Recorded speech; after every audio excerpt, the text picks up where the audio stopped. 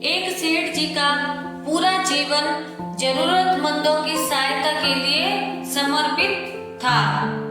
जब उनका अंतिम समय नजदीक आया तो उन्होंने अपने बेटे को बुलाया और कहा, बेटा, मैंने अपना सारा जीवन दुनिया को शिक्षा देने में गुजार दिया।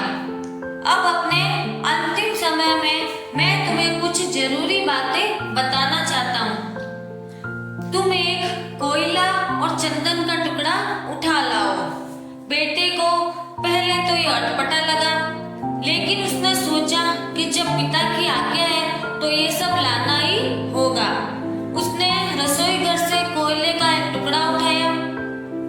संयोग से घर में चंदन की एक छोटी लट्टी भी मिल गई। वो दोनों लेकर अपने पिता के पास गया। सेठ जी बोले, अब इन दोनों चीजों को नीचे फेंक दो।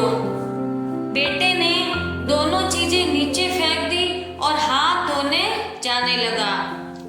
तो सेठ जी बोले, ठहरो बेटा, जरा अपने हाथ तो दिखाओ।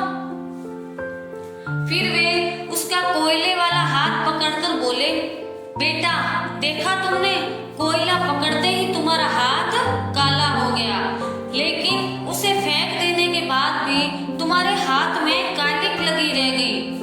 गलत लोगों की संगति इसी तरह की होती है। उनके साथ रहने पर भी दुख होता है और उनके न रहने पर भी जीवन भर के लिए बदनामी साथ लग जाती है। दूसरी ओर सज्जनों का संग इस चंदन की लकड़ी की तरह है।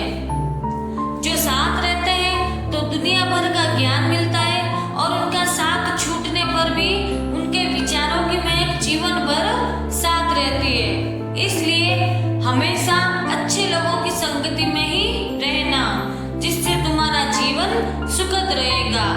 ऐसी ही और कहानियां सुनने के लिए हमसे जुड़े रहिए और हमारे चैनल को सब्सक्राइब कीजिए। धन्यवाद।